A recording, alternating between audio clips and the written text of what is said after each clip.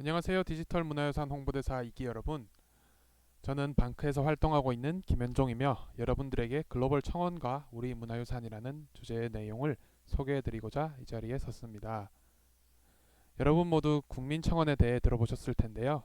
방크 글로벌 청원은 2019년에 시작하게 된 방크의 프로젝트 중 하나로 한국을 전 세계에 올바르게 알리는 활동이며 오늘은 우리 문화유산과 관련된 5가지 글로벌 청원에 대해 소개해드리고자 합니다. 우선 여러분들에게 알려드리고자 하는 좋은 소식이 하나 있는데요. 혹시 갯벌이 유네스코 세계유산으로 지정된 걸 알고 계셨나요? 지난 7월 26일 유네스코 세계유산위원회에서 한국의 4개의 갯벌이 유네스코 세계유산으로 지정되었습니다. 문화유산 디지털 홍보대사 여러분이라면 이미 알고 계셨을 수도 있는데요. 서천갯벌, 고창갯벌, 신안갯벌, 그리고 보성순천갯벌이 유네스코 세계유산으로 지정되었습니다. 그럼 아름다운 우리 갯벌 사진 한번 잠시 보실까요? 첫 번째로 서천갯벌 사진입니다. 두 번째로 고창갯벌, 세 번째로 신안갯벌, 그리고 사진은 순천갯벌인데요. 마지막 보성 순천갯벌의 사진입니다. 정말 아름답지 않나요? 사실 갯벌이 유네스코 세계유산으로 지정되기까지는 힘든 과정이 있었는데요. 세계유산위원회 자문기구인 국제자연보전연맹 IUCN이 종전에 한국의 갯벌에 대해 등재 반려 권고를 했었습니다. 방크는 한국의 갯벌과 그 가치를 세계에 알리고자 올해 5월부터 글로벌 청원을 진행했고 이후 방크뿐만 아니라 우리 정부를 비롯한 많은 국민들의 노력으로 7월에 유네스코 세계유산에 갯벌이 등재되었던 것이지요. 그렇다면 방크에서 진행한 갯벌 등재 글로벌 청원의 내용을 짧게 소개할까 하는데요. 국제자연보전연맹을 대상으로 진행한 청원의 주요 내용은 다음과 같습니다.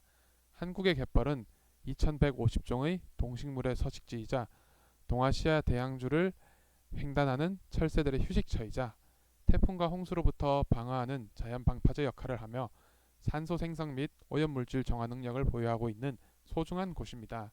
따라서 유네스코 세계유산에 등재함으로써 현재 세대와 미래 세대가 함께 보호하고 지켜나가야 할 자연적 중요성을 지닌 한국의 갯벌이므로 청원에 서명하여 한국의 갯벌이 세계유산으로 보호받을 수 있게 해주세요 라는 내용을 담았습니다.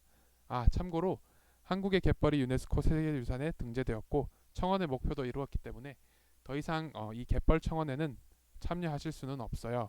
하지만 갯벌 청원의 자세한 내용은 아래의 링크를 통해 확인하실 수 있습니다.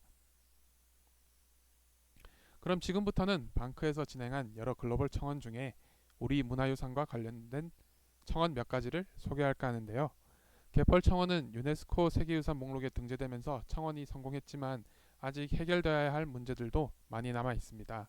문화유산 디지털 홍보대사 여러분들도 앞으로 소개할 청원들에 참여해서 함께 문제를 해결해 나갈 수 있길 바라요. 그럼 어떤 청원들이 있는지 함께 알아보실까요? 작년부터 갑자기 중국이 한복, 갓, 김치, 김장 문화 등 한국의 고유 전통과 문화를 자국의 문화라고 왜곡하고 있다는 소식 많은 분들께서 접하셨을 텐데요. 사실 중국의 이러한 한국 문화 왜곡은 어제 오늘 일이 아닙니다. 이미 2000년대 초부터 한복을 조선족의 전통 의상이라며 소수민족의 문화를 지킨다는 명목으로 국가무형문화재에 등록했으며 지금까지 줄곧 중국 조선족의 전통 문화라고 주장하고 있습니다. 또한 바이두 백과사전에는 김태희님과 같은 한국 유명 연예인이 한복을 입은 사진을 소개하면서 조선족 복식이라고 소개하고 있습니다. 또한 중국에서는 접속이 불가능한 유튜브에서도 중국은 한복을 조선족의 의상으로 홍보하죠. 우리가 만약 이를 방치한다면 한국인들의 한복이 중국의 소수민족인 조선족의 의상으로 왜곡될 수 있죠. 그리고 한복에 대해 모르는 외국인들이 잘못된 정보를 접하고 한복을 중국의 전통 의상이라고 생각하게 될 수도 있습니다. 우리는 이 청원에서 중국 정부가 한복을 비롯한 한국의 전통과 문화에 대한 침략 행위와 왜곡 행위를 중단할 것을 요청하며 바이두 백과사전이 한복을 조선족 의상이라고 소개한 내용을 수정하고 또한 한복이 중국 의상이 아님을 명시하라고 요청하고 있습니다. 자세한 내용은 아래 링크에 접속하시면 청원 전문을 읽어보실 수 있습니다. 다음으로 저 멀리 유럽으로 잠시 다녀올까 하는데요. 올해 독일의 수도 베를린에 개관한 훔볼트 포럼이라는 박물관에서 발생하고 있는 일에 관한 청원입니다. 잠시 포스터를 보실까요? 다음 중 훔볼트 포럼의 전시 목적으로 알맞은 것은: 하나, 독일의 식민주의 역사를 반성하기 위해. 둘, 일본의 식민주의 입장을 대변하기 위해. 셋, 동아시아 제국주의 역사를 옹호하기 위해.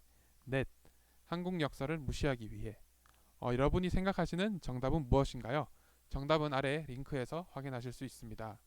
훔볼트 포럼은 식민주의가 비서구 문화를 타자화하고 학문적 인식까지 지배하려던 과거의 인습을 깨겠다는 취지에서 만들어진 박물관입니다. 하지만 이 박물관의 한국관은 중국관과 일본관 면적의 10분의 1에 불과하며, 중국관과 일본관 유물은 수천여 점인데 비해 한국 유물은 100여 점에 불과하죠.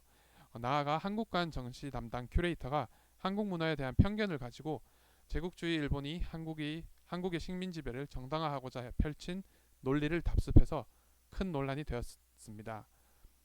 이 청원에서 우리는 훔볼트 포럼 측이 한국의 역사와 문화를 주체적으로 해석해서 한국에 관한 전시를 할 것을 요청하고 있습니다. 마찬가지로 자세한 내용은 아래 링크에 접속하시면 확인하실 수 있습니다. 다음은 독일 옆나라인 프랑스와 관련된 청원인데요. 작년 프랑스 하원은 100여 년 전 아프리카 등에서 약탈한 문화재를 반환하는 법안을 만장일치로 통과시켰습니다. 아프리카 식민 통치 시절 빼앗은 문화재뿐 아니라 제국주의 시절 조선으로부터 약탈한 외교장각 의궤에 대해서도 영구 반환을 요구하는 청원을 소개하고자 합니다. 우선 외교장각 의궤에 대해 아시나요? 의궤는 조선 왕실 행사를 글과 그림으로 정리한 책인데요. 1866년 병인양요 때 프랑스가 약탈한 이 의궤를 2011년 4월 한국으로 145년 만에 영구대여 형식으로 반환했습니다. 그런데 완전한 반환이 아니었기에 5년마다 대여를 갱신해야 하고, 소유권도 우리나라가 아니라 프랑스 국립도서관에 있어 우리가 주체적으로 전시하거나 활용할 수 없는 상황입니다. 또한 2016년에 국내에 있는 조선왕실 의궤가 일괄적으로 보물로 지정되었지만 외교장각 의궤는 제외되었었죠. 여러분 또한 외교장각 의궤의 완전한 반환 청원 캠페인에 동참해 주시길 바랍니다. 벌써 마지막으로 소개해드릴 청원인데요. 이번에는 우리 이웃나라 일본과 관련된 우리나라 문화재 환수 청원입니다. 혹시 오구라 컬렉션에 대해 들어보셨나요? 오구라 컬렉션은 오구라 다케노스케가 일제강점기에 한반도 각지에서 갈취한 문화재입니다. 일제강점기 조선 총독부가 공권력을 이용해 한국 문화재를 발굴하고 조사하였고, 이를 기회로 삼아 오구라는 문화재를 수집하고 반출하였습니다. 이 오구라 컬렉션 중에서 한국 문화재 125건이 오구라 컬렉션 보존회에서 도쿄 국립박물관 동영관에 기증을 했는데요. 기증받은 물건은 더 이상 민간 소유가 아니기에, 그리고 국제박물관 협의회 윤리 강령에 따라 도쿄 국립박물관은 강령을 준수할 의무가 있습니다. 오구라 컬렉션에 얽힌 일제강점기에 유출된 우리나라 문화재 환수 청원에 대해서도 아래 링크를 통해 자세한 내용을 확인해 보세요. 지금까지 우리 문화유산과 관련된 4가지의 청원에 대해 소개해 드렸는데요. 문화유산 디지털 홍보대사 여러분들은 어떤 청원이 가장 관심이 가시나요? 디지털 홍보대사로서 활동하면서 우리의 문화유산을 알리는 방법 중 하나인 글로벌 청원에 참여하는 것은 어떨까요? 함께 청원에 참여함으로써 문제를 해결하고 세상을 조금씩 바꾸어 나가는 문화유산 디지털 홍보대사 여러분들이 되시길 바라겠습니다. 지금까지 짧은 강의를 들어주셔서 감사드리며, 다음에는 더 좋은 내용으로 찾아뵙겠습니다. 감사합니다.